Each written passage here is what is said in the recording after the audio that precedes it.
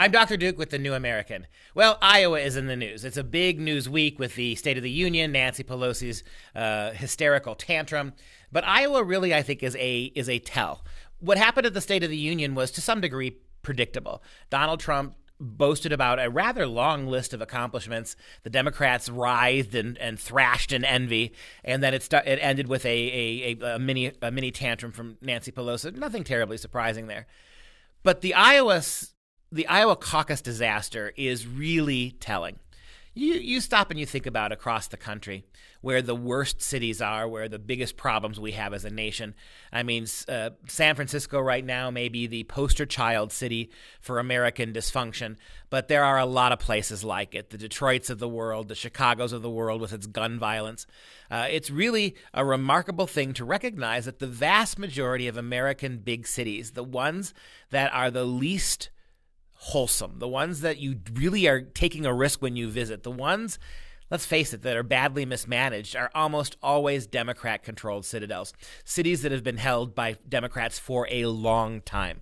I'm not just talking that within two generations. I'm talking going back dynastically for 40, 50 years, places like San Francisco, like Chicago. The problem that you have with this is that kind of dysfunction tells you something about the nature of the governing. You remember when Rahm Emanuel stepped away from Chicago with all of that incredible dysfunction, unable to do a thing about it. A major player in the Obama administration, he couldn't get it done, frustrated and walked away. This is what Iowa is the coalescence of. If you think about the failures of Rahm Emanuel and Democrats in Chicago, or what happened and is happening in San Francisco, and you look at the Iowa caucus, what you see is the national look of Democrat dysfunction.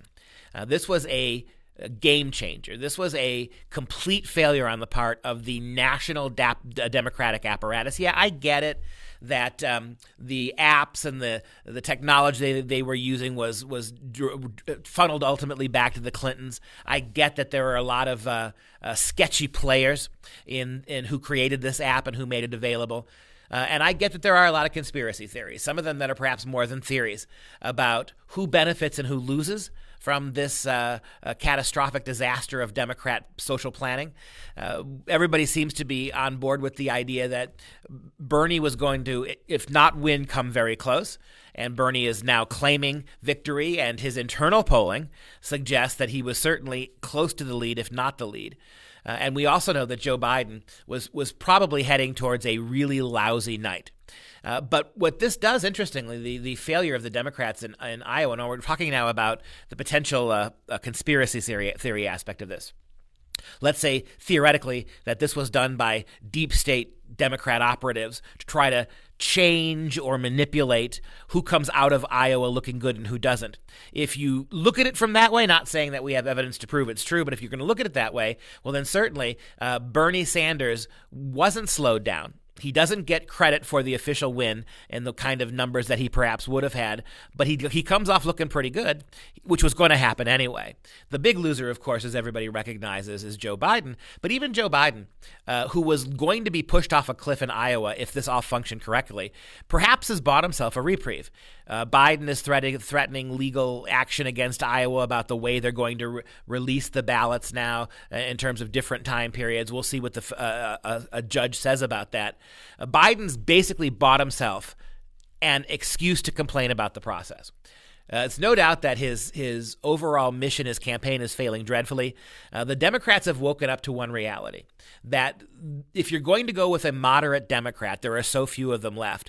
Biden really isn't, but he's perhaps the most moderate of the main contenders. If you're going to go with one of those people, go with somebody who's not doddering at about 80 years old. If you're going to go that route, go with somebody more dynamic. He's not that guy. So that leaves, the big three frontrunners, it seems to me, particularly Biden, particularly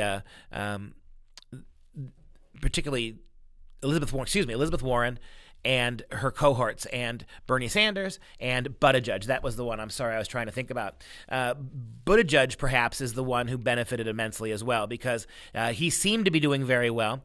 That's why there's this big campaign against Buttigieg, that he's cheating, right? That he is taking advantage of the technology crash to claim victory and to exaggerate his own status. He, at least in Iowa, is going to finish higher than people thought.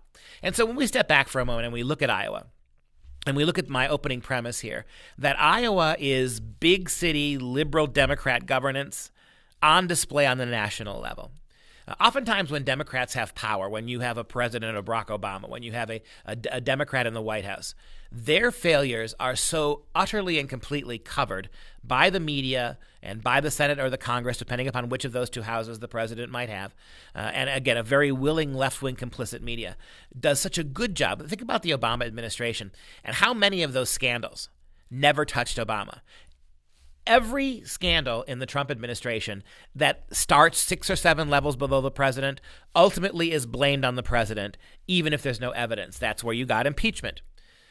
But with Democrat presidents like Barack Obama, this is what federal governance does for the Democrats, is that they have a whole host of outside and internal mechanisms that prevent them from ever being really held accountable. Barack Obama was never held accountable for Fast and Furious. The debacle with the negotiations with Iran, the Paris climate change accords. You can go on and on about the things that Barack Obama got us involved with, that if this were a Republican president, we would see the dysfunction.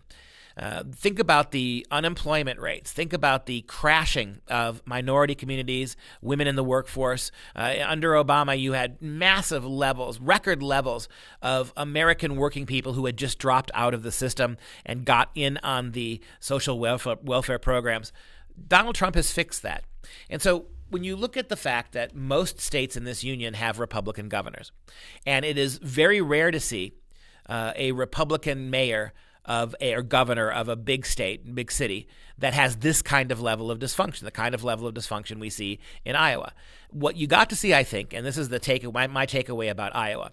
Iowa was our first really good look in this cycle since the Obama administration of what it looks like when Democrats are in control and really can't blame anybody else. Can't deflect to the Republican Congress, can't deflect in the ways that let the media cover for their intransigence. This is all on the Democrats. In fact, there's no way you can blame anybody else.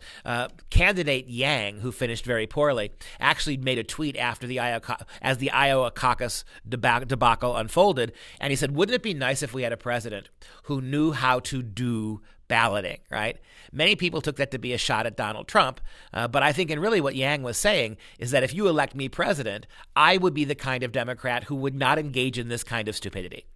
Bad planning, bad timing, bad execution, bad intent.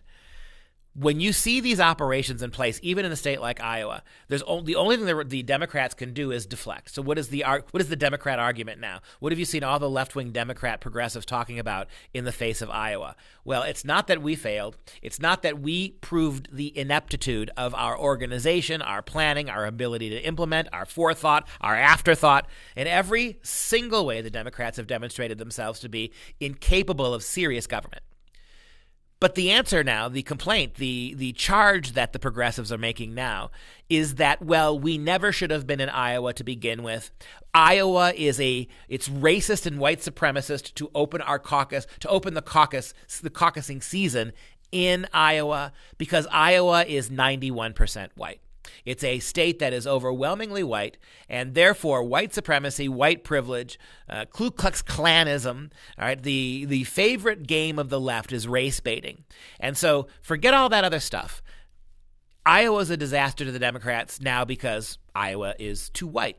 And somehow, as if they had started this off in Mississippi with the same apparatus and the same administration and the same format, that they would have done better. But that's what you got. And that's how you know, by the way, the modern American Democrat Party and at the national level does not know how to lead. And you saw it in the State of the Union address as well. Name-calling, pouting, and tantrums. That does not amount to government. It takes real planning, real forethought, and real ideas. And you can dislike a Donald Trump as much as you want, but he has those things. And he is acted on those things. And some of them he's gotten past and others not, but it does not abate his commitment to the ideas. Ask yourself, what ideas do Democrats have other than opening our borders and mistreating the native people of this country in favor of immigrants? Thanks for joining us. I'm Dr. Duke with The New American, and this has been my take on the news.